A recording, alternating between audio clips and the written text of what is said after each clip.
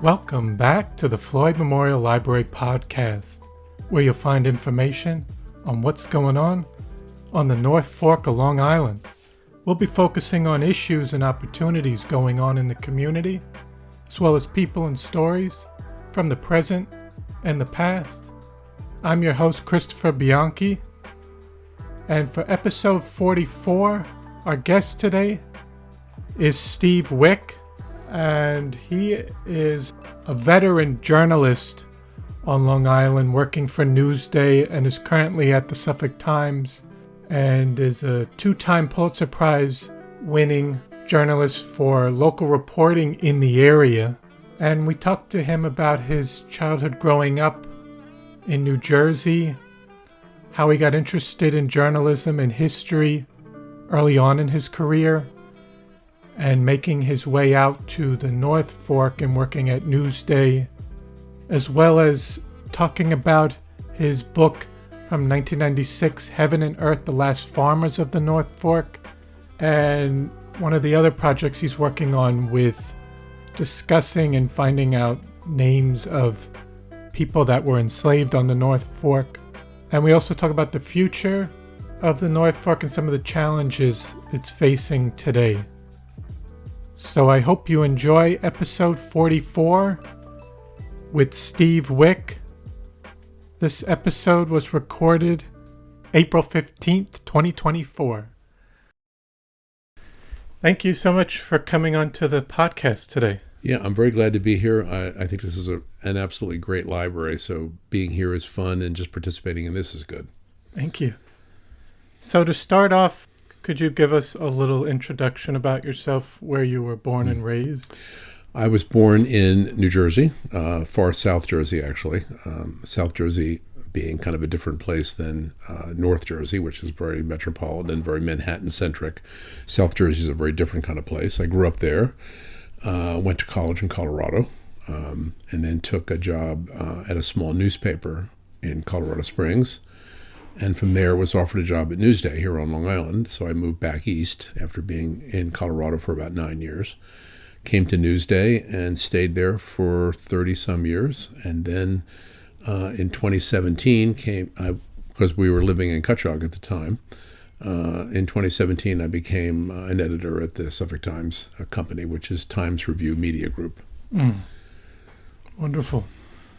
And to go back in terms of ancestry, do you know some of your earliest ancestors on your parents' side? Yeah, I mean, genealogy is a wonderfully curious thing to get involved in, and once you get started, it gets kind of addictive. The Wicks were in South Jersey early in the 1700s, and I think on my mother's side, they were in New Jersey and Pennsylvania even earlier than that. There's some sense that we were probably in New England right after the Mayflower. So we're kind of an old East Coast family. And did your parents grow up in New Jersey as well? Yeah, I think my father was born in Philadelphia, but my mother's solidly South Jersey, and his parents, I think, were born in Philadelphia, but he grew up in Haddonfield, New Jersey, just outside of Philadelphia on the New Jersey side. Mm-hmm. And what did they do for work? Well, my paternal grandfather, worked in shipyards all his life, spent years at a shipyard in Camden, New Jersey, that my brother and I used to go to all the time for ship launchings. My mother was a nurse, educated as a nurse, went to Bryn Mawr. My father was an engineer, went to Tufts, and he worked for an engineering consulting firm in Philadelphia. And we grew up in the suburbs of Philadelphia on the Jersey side until I went off to Colorado. And how was it for you going to school in the suburbs of Haddonfield? Yeah, Haddonfield. I went to high school in Haddonfield, yeah. Okay. Where did you go before that?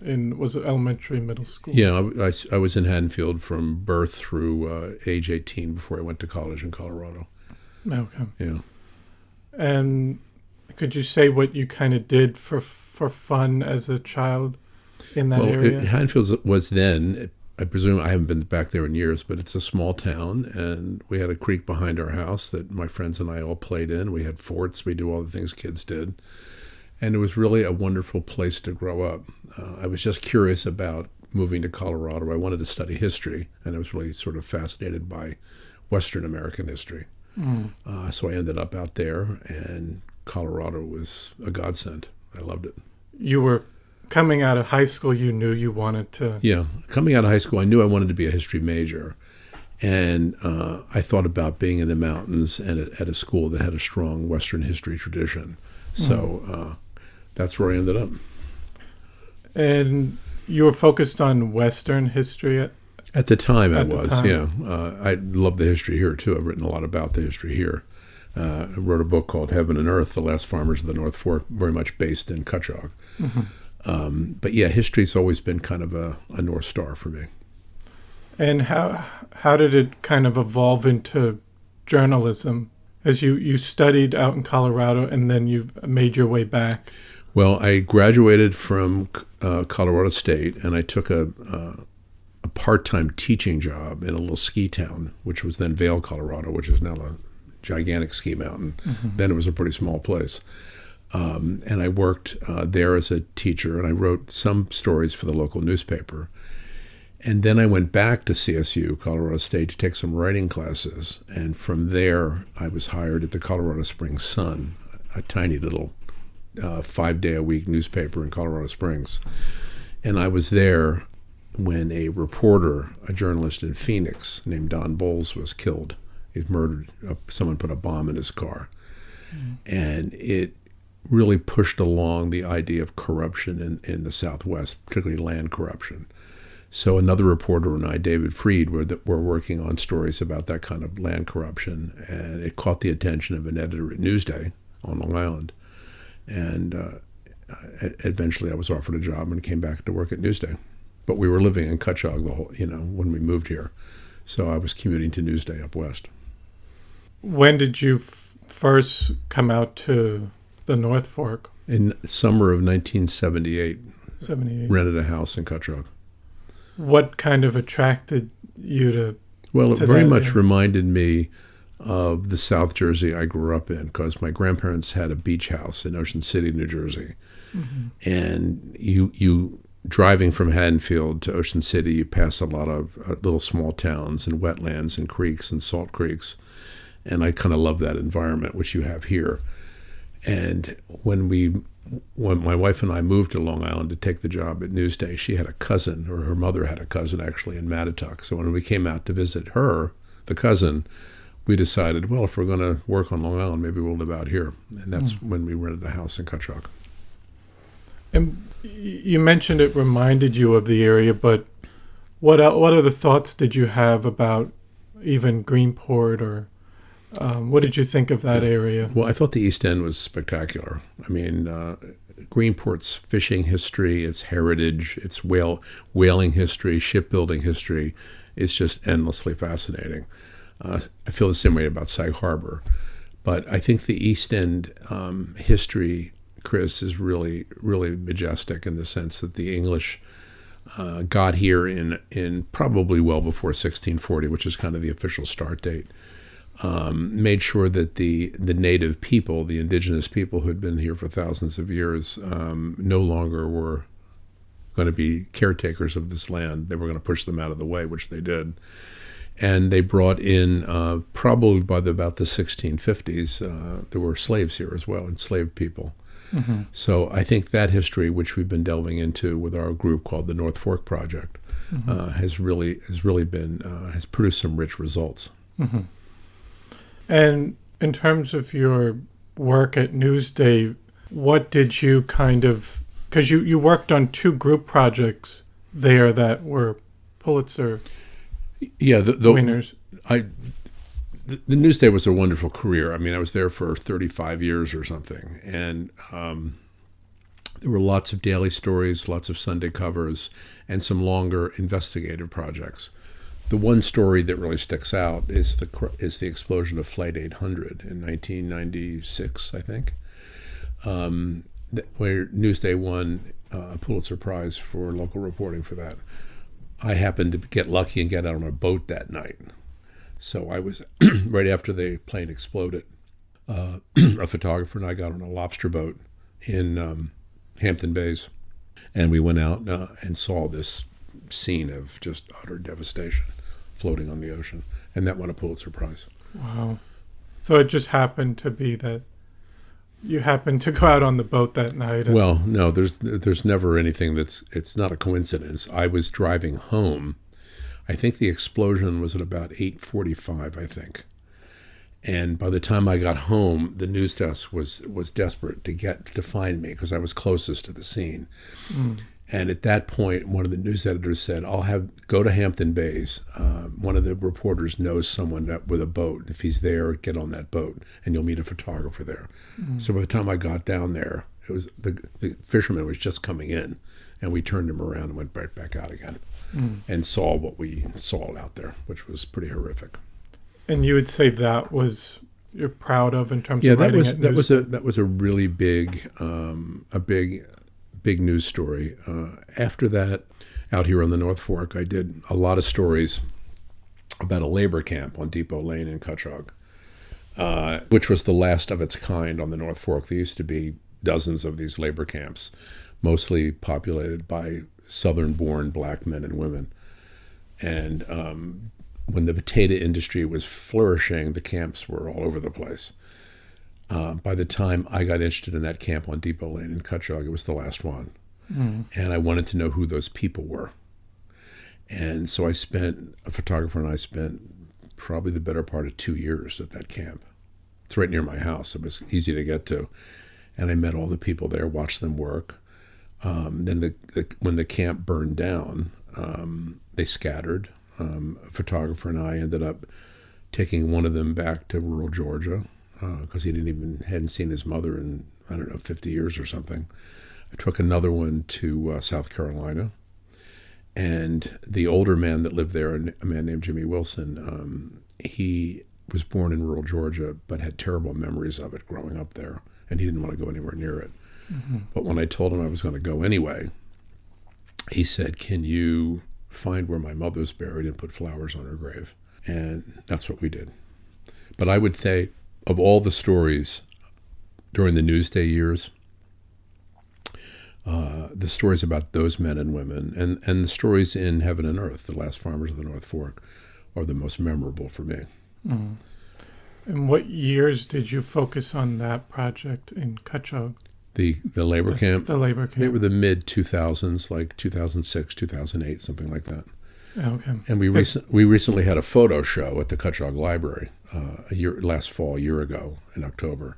We took about 25 of the photos from inside that camp and put them up in the gallery at the Cutchogue Library, and it really drew a lot of attention. So now a foundation is putting together a book of those photographs. So you'll be able to, at that library, you'll be able to see about 60 or 70 photographs from that camp. And again, it was the last one of its kind. There's no more like that. So these photos, I think, are really, really crucial to understanding what was here before everything began to change. Mm-hmm. And you've also, like you mentioned, you've written books like Heaven and Earth, The Last Farmers of the North Fork, but you've also written Bad Company, mm-hmm. Drugs, Hollywood, and the Cotton Club Murder, and then The Rise and Fall of the Third Reich. How did those projects? The first book, Bad Company, I covered a story for Newsday about the murder in Southampton, the murder of a Southampton man named Roy Radin, who was a theatrical producer, a bit of a con man. He left Southampton and went to Los Angeles to make movies, where he was murdered in 1985 or something. And that turned into a book called Bad Company, which did really well. The second book was Heaven and Earth, and then the third book was called The Long Night, about the journalist William L. Shirer. I was always interested in a journalist working in a dangerous place, and Shirer was in Germany in the 1930s after Hitler came to power, and I discovered that Shirer had left an archive of all his notes and files at a little college in Iowa. So I went out to look at it, and that turned into that third book. Mm. And for the Heaven and Earth, the Last Farmers of the North Fork, was that specifically came about because of the labor camp? Or it sort of it predates the Newsday stories on the labor camps. I was just struck by a couple things, Chris. Peter Matheson, if you know the writer Peter Matheson, yes, he wrote a really wonderful book called Men's Lives about the last Bonnaker Bayman community in East Hampton. And I was really struck by it, that you'd had a community, they called them Bonnakers, of Holsteiners, people who fished from the surf, for 300 years, and then all of a sudden they were gone. And that was what I was seeing on the North Fork in terms of the traditional farmers. So I introduced myself to John Wickham, who had a big farm in Cutchogue. And over the course of, 8 or 10 years, that turned into that book. But it was meant to kind of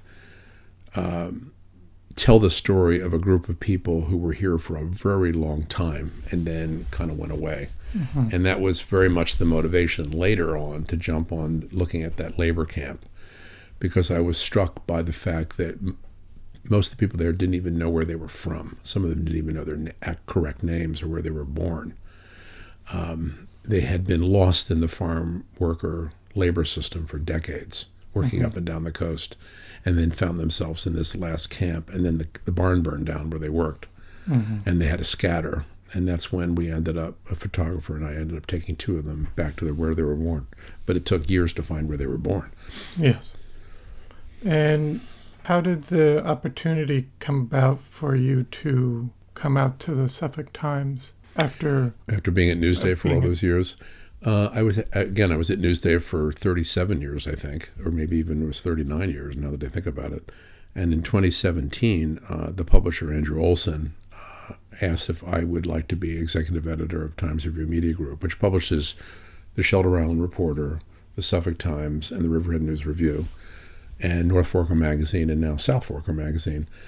And I had discussed it before with his father-in-law, Troy Gustafson, and had not been inclined to do it. But when Andrew asked me again in 2017, Andrew Olson, I thought, seems like a perfect idea that would help me with my own writing and the things I wanted to do.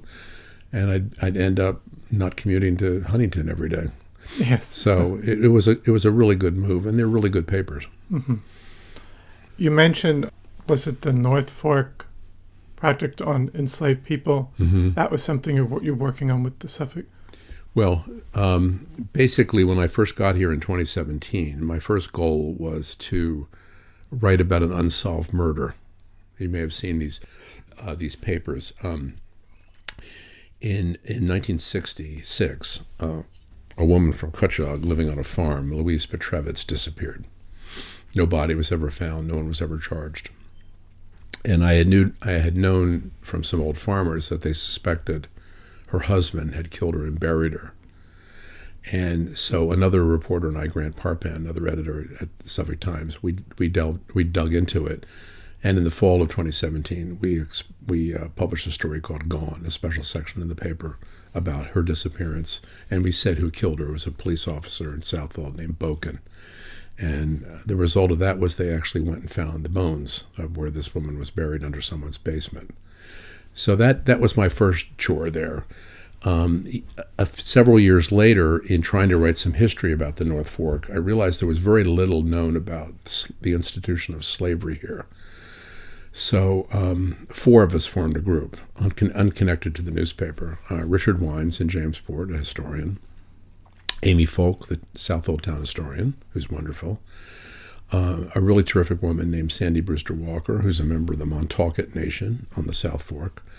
And me, we formed a group called the North Fork Project. We were very much inspired by an ongoing effort by the East Hampton Star publisher called the Plain Sight Project, which is about the institution of slavery on the South Fork. We saw that and we thought maybe we could do that here, because there was very little written on the North Fork about the institution of slavery. I think in the beginning, I only knew of one enslaved person's name, a man named Limas Reeve, who was a slave in Cutchogue. We just gave a presentation last week in Mattituck, and I think we're up to more than 350 names. Wow. So we're beginning to really fill in a big blank spot in the history of this place. How do you go about finding people that were slaves? How did you find their names? Wills, old deeds, digging through a lot of old records, and you come up with names. And at our last presentation in Mattituck, we put all those names up on a screen. And when you see all those names, you realize that a big part of the history of this place has just not been told. And we wanted to correct that. Wonderful. And then in terms of you as a journalist, you've mentioned some projects, but what do you enjoy most about it? The great thing about being a journalist is just being out with people, writing about people sometimes in their worst moments, like a murder of someone, and sometimes in their best moments. But the reporting and the writing in particular is the joy of it. And book writing is really, really hard. Getting a New York publisher is really, really hard.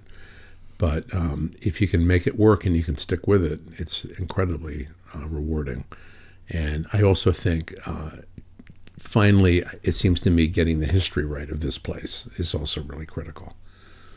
Kind of bringing that other part of the history that might have been left out and making sure it's all being told. Yeah, if when I first came here and looking at the histories of South Old Town,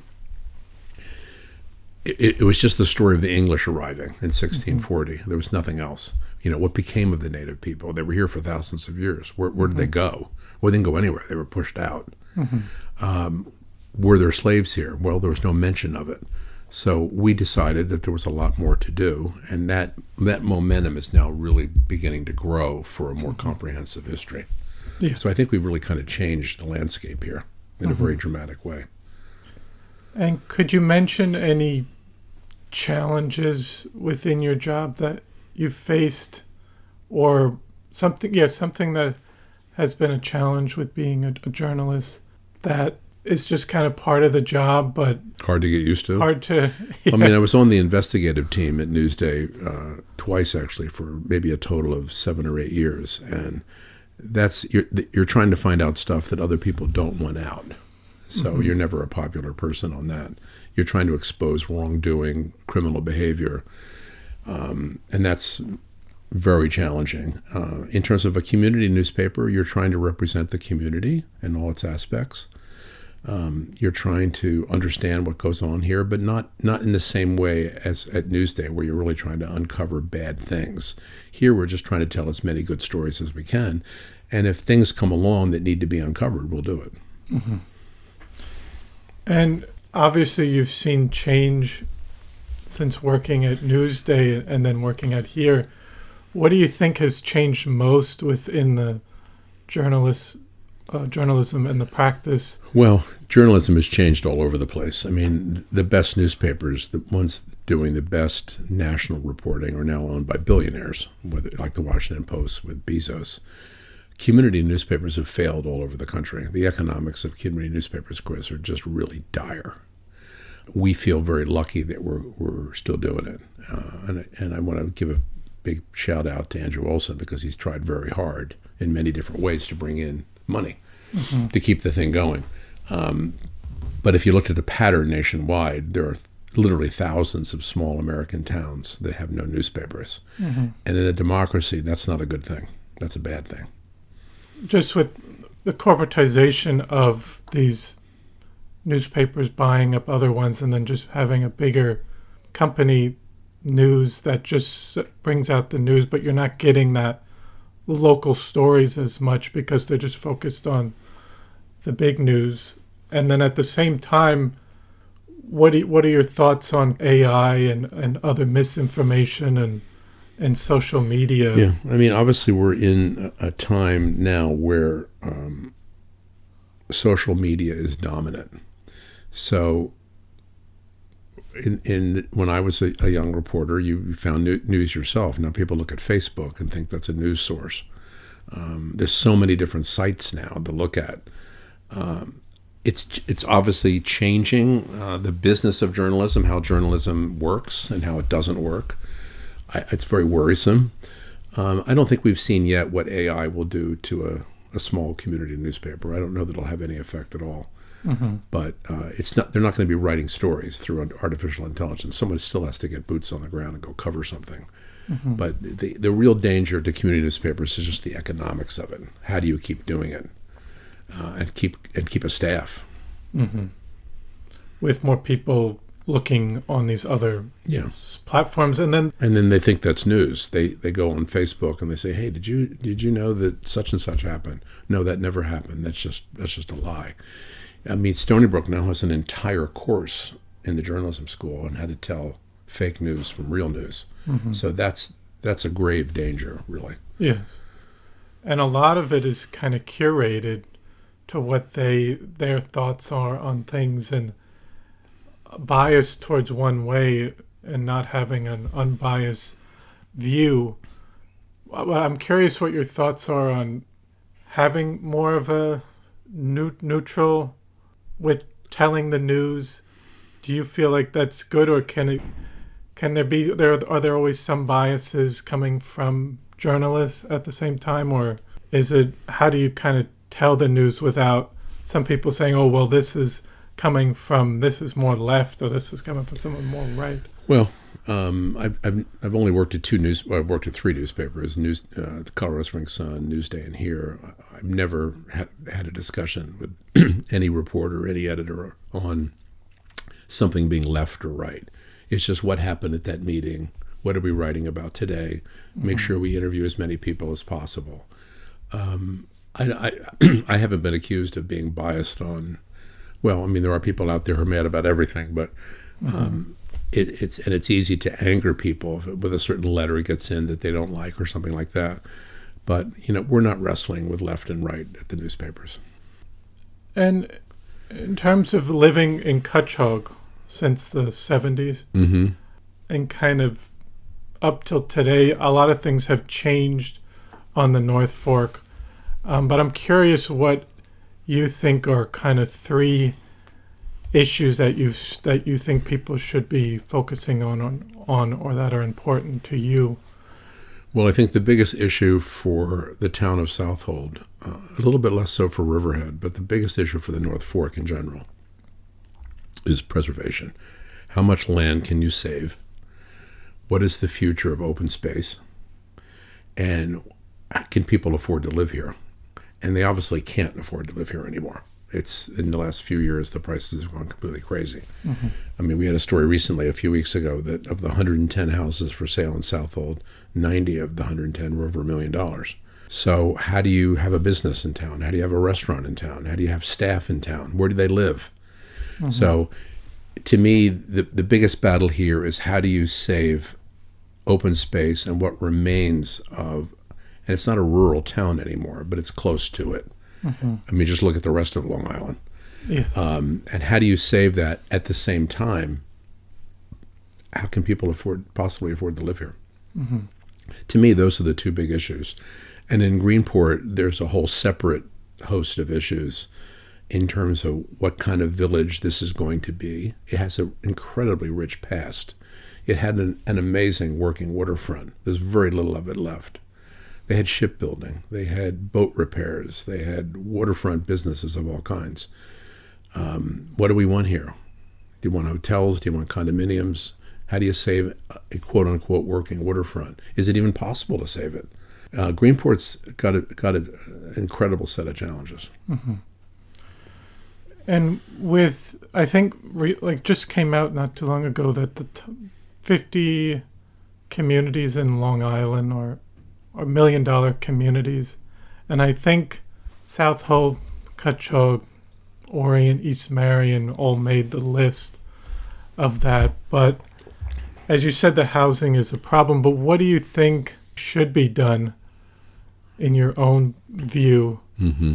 with housing, and how do you balance that with, like you said, the preservation of land? Do you try to keep it more contained within the hamlet? I think the battle here is going to be how to save open space and at the same time how do you create density so that a builder can realistically put up 10 apartment units or something. I mean, downtown Riverhead's got 4 and 5 story apartment buildings. No one wants that here. It's not going to happen. It seems to me if your number one goal is to save open space and save what's left of the rural quality of this place, then any kind of large-scale building is just out of the question.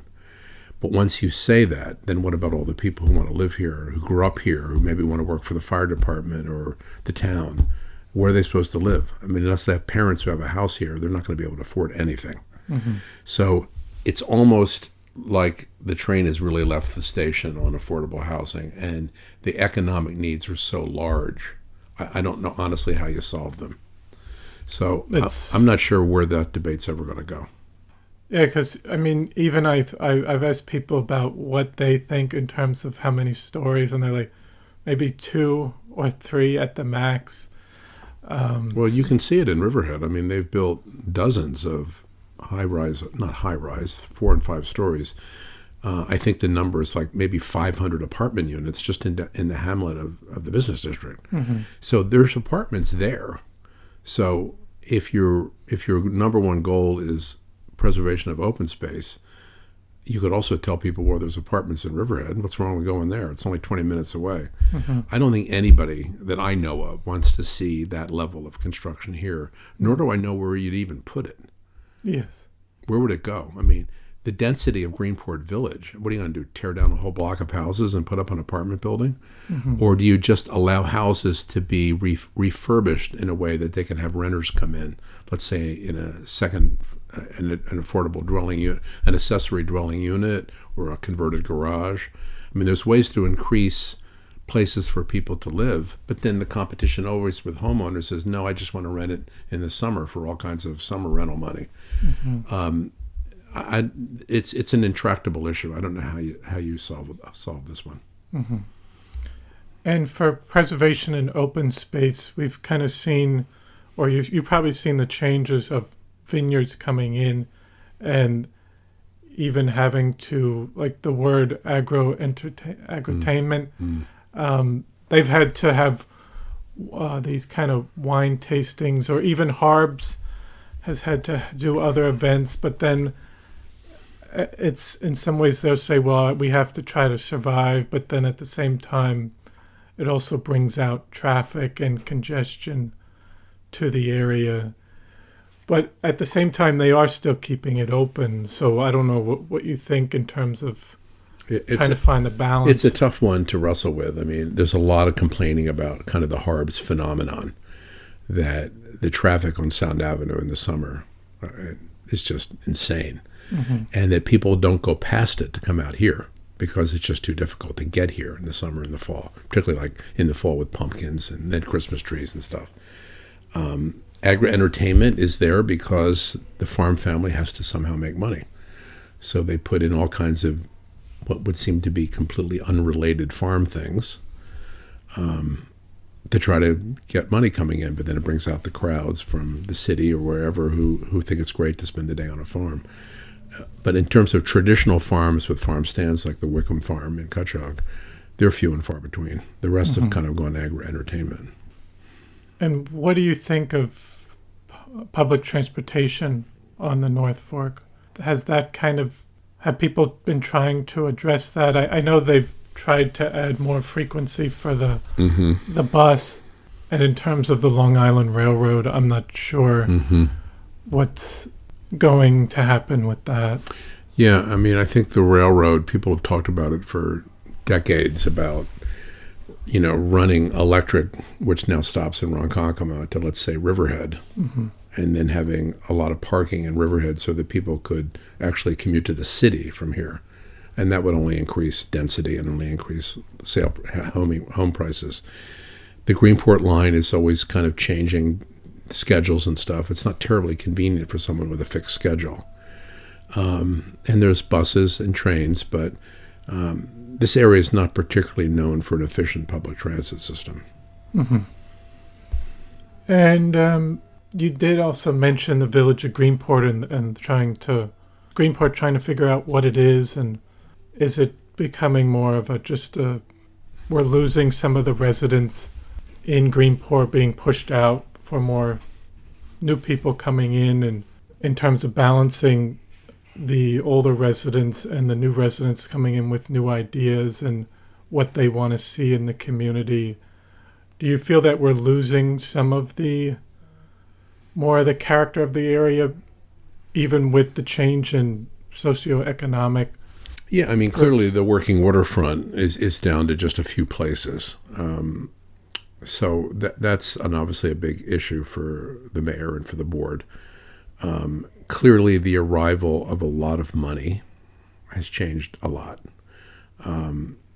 So the wrestling match in Greenport is going to be between how do we keep this a place for local people, and how do we preserve the charm and the history of this place, even as there's this onslaught of huge money out here now. A $600 hotel room, no one would have thought that possible a decade ago. Mm-hmm. It now seems to almost be the norm. So a lot is changing. And when money arrives, look what it did to the South Fork. You had communities like Springs and East Hampton that were traditional fishing communities. They're all gone now. Money changes everything, as we all know from the song. So Greenport, perhaps more than any other place right now on the North Fork, Greenport is really in the bullseye of that kind of change. They really have to figure out if it's even possible to save. I don't know. You can't even kind of slow down when money comes out. It's hard to slow it down or even regulate it, because then you have issues with people. You might have legal issues if the village or the town tries to regulate some of the economic problems and make sure that you can kind of find a balance. But like you said, with the money, it's hard to say. There's always going to be a struggle here between what was and what you want to keep, and entrepreneurial people coming out and wanting to build, let's say, a waterfront hotel or a condominium complex with the units selling for $1.5 million or up. How does that help the local business that needs staff, that needs waiters, waitresses, bartenders, people to clean bathrooms in motels? Where are they supposed to live? And projects get planning reviews and environmental reviews. There's a thought that maybe they should be required to build housing for their own people. We at the paper had a forum in Greenport, the Greenport Forum, a couple weeks ago. And I think what I was really struck by is how challenging it is to find people who can live out here and work here. A large number of employees at Peconic Landing live up west. Same is true for Eastern Long Island Hospital. And Paul Connor, the CEO of Eastern Long Island Hospital, said at the forum that even a heart surgeon paid a good six-figure salary can't afford to live here. So what are they supposed to do? Do they have to buy houses for the people they hire? It's almost reached a point where maybe people just can't live here because it's just too expensive. And then you're going to have, a community of millionaires. And then what's left of the charm and the waterfront, and what's left of the place? Yes. And some people have even mentioned workforce housing in terms of having people come out here. Right now they do, I think, have some form of like housing migrants or other for certain places, but how do you kind of make sure that it doesn't turn into, obviously there's more laws and regulations in place than there were for the labor camps back in the day in terms of the living conditions, but that I could see that also becoming an issue with people still having service workers out here. They may have to commute, but then having others living in a smaller place. And the only way potatoes and cauliflower survived was because of these labor camps. And the conditions in them, as you point out, Chris, were horrific. The photographs that we took 15 years ago inside the labor camp in Cutchogue are pretty striking. The conditions were abysmal. But that was quote-unquote workforce housing. Black people came up from the South to work on these farms, which kept the potato industry going. Then as vineyards and land prices began to change and potato prices began to change, those camps disappeared. But you're not going to go back to labor camps here. It's not going to get to that extreme. No. And even if you did, they would have to be way different than the garbage that was here before. But that's just not going to happen. Yeah. The era of duck farms in Riverhead and 500 people living in squalor working in the duck plants, that's all dead. But that's the only way those industries survived.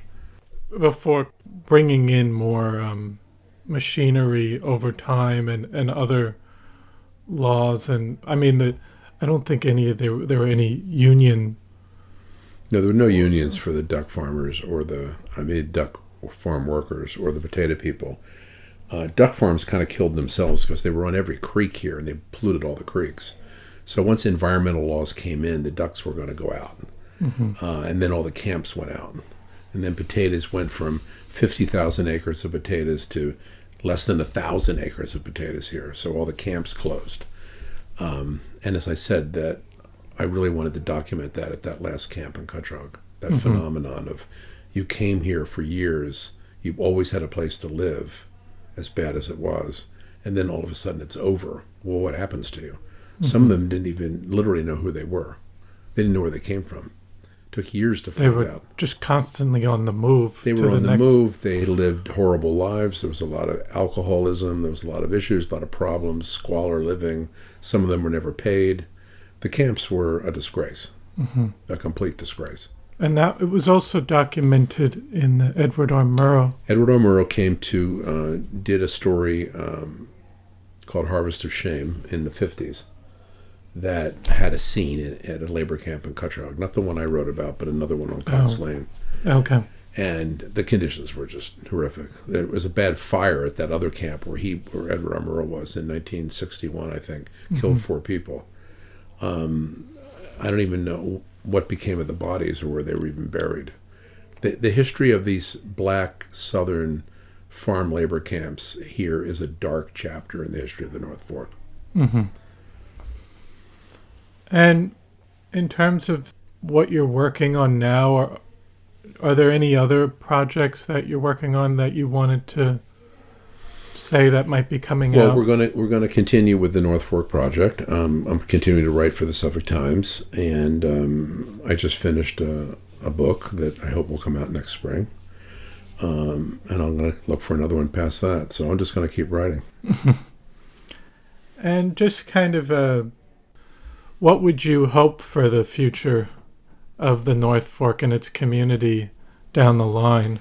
It would be an enormous tragedy if you put yourself in the future, even 10, 15 years from now, and the place is just looks dramatically different. There's a lot of preserved land you can't build on, thank God, but there's still places you can crowd in housing, particularly maybe denser housing for affordable housing, although I still don't think that's going to happen. It would be a terrible tragedy if Greenport and the town of Southold lost what makes it so attractive. And it may be that economic forces are going to force change, and you're not going to be able to stop it. But if we lose what we have here, you've really lost something. This is the goose that laid the golden egg. They better not kill the goose. And like you said, you could have still the same. It might look similar, but we had working farms. We had farm stands. You have fresh seafood. That's the stuff we have to keep. But the pressure to be out here during the pandemic, people were pouring out here buying anything in sight. That will permanently change this place. In addition, just having 90 of 110 houses over $1 million, who can come up with that kind of money? So there's great change coming, but the bottom line is, what do we want to look like a decade from now? Does Greenport want to be what it is, or does Southold want to be a farming community and a seafaring community? I sure hope so. And then just lastly, is there anything else you'd like to discuss or say that we haven't? No, I mean, there's good people at all levels of government here. There's people who understand fully what's at stake. But the stakes right now, Chris, are really, really high. really, really high. Decisions have to be made now. The wrong decisions made now is going to deeply impact the future. So we're at the crossroads. Quite literally, we're at the crossroads. And do you think some people might say, well, we might not have the power to even control some of the money coming out? Yeah, you can't. All you can do is have codes in place and planning philosophies in place to save what you can. Again, because of Farmland Preservation Program, which came in a long time ago, we've saved a lot of land, particularly in Riverhead. But what do we do about the rest? What do we do about affordable housing? Can farmers still do traditional farming and make any money at it? Or do they need to go to the Harbs route and have cornhole and games and all kinds of other things you're charging for?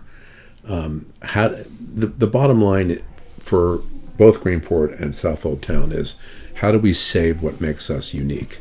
And that's the big question of the next decade. Well, I want to thank you so much for Thank you for having me. coming on today and your involvement in the community and bringing stories to light that might not have been otherwise. So I think getting history right, Chris, is absolutely vital. You have to know about the past if you understand where you're going and what's wrong in the present. You've got to come to terms with the past and covering up history. For example, there used to be a portrait of William Floyd in this library, right in the front there. I think it's been moved recently. Some people found it offensive that William Floyd's portrait was here. To me, it was an opportunity to leave it where it was prominently, but to underneath it put a plaque that says, this man signed the Declaration of Independence. This man was a slave owner. And then have maybe a brochure at the circulation desk explaining that history. That's a whole lot better. You can't bury history. You can't hide it because you're offended by it. You have to deal with it. And this library, I think, has a unique opportunity because of its name to deal with that past in a very open and honest way. And that's exactly the route this library should be going. I mean, it's kind of something that has been going on throughout the country in terms of other reckoning. I don't think I'd want to live in a town that had a prominent statue of Robert E. Lee, but I would move it perhaps into a museum, and then I would explain to people who he was and what he did. The idea of just removing it or taking it down and melting it down, or moving a portrait here into another room so people can't see it because you're offended by it, that's not the way you deal with the past. We have to deal with the past head on. History's not about getting even. It's not retribution. It's about telling a complete story and being open about it.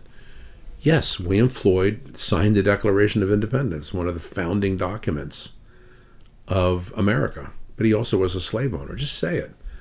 And it was his children and grandchildren that ended up building a lot of things out here, and for that, we should be happy about it. But you still have to tell the original story. And kind of balance it out with it being, well, obviously it's been more just talking about the one side, maybe the positive side, but also talk about some of the negative aspects, but still putting it in that time frame instead of from like a 2024 lens of just cutting it off. So it's much more complicated. It's more complicated, and you have to talk about the time and place. There were other slave owners. Floyd wasn't the only one. It's just a matter of saying, if you're going to have his portrait in your library, because this is the Floyd Library, even though it's named presumably after descendants of his. David Gelston Floyd. If you're going to have him here, which I think you should, just explain to the public, have speakers come in to talk about it, have a brochure saying there was an institution of slavery on Long Island. He was one of them. We're not judging him. We're not condemning him. We're just telling you who he was. History has to be dealt with. It can't be swept under the rug. We started the North Fork Project on the history of slavery here and the history of enslaved people because the histories written in this town were woefully inadequate. They were so incomplete as to be embarrassing. How do you just write about the English arriving here in 1640 if people lived here for 1,000 years before that, or 10,000 years before that? And those 300 names we put up on the screen at our last showing, presentation of the North Fork Project, every single one of them lived here. Every single one of them is a human being. They contributed to this town, the formation and the growth of this town. They built a lot of these old houses here. Let's just tell it. Mm-hmm. So yes, thank you so much absolutely. for coming Very in. glad to be here. Thank you. Yep. Well, I hope you enjoyed episode 44 with Steve Wick. I want to thank you for listening to the Floyd Memorial Library podcast. We'll see you next time.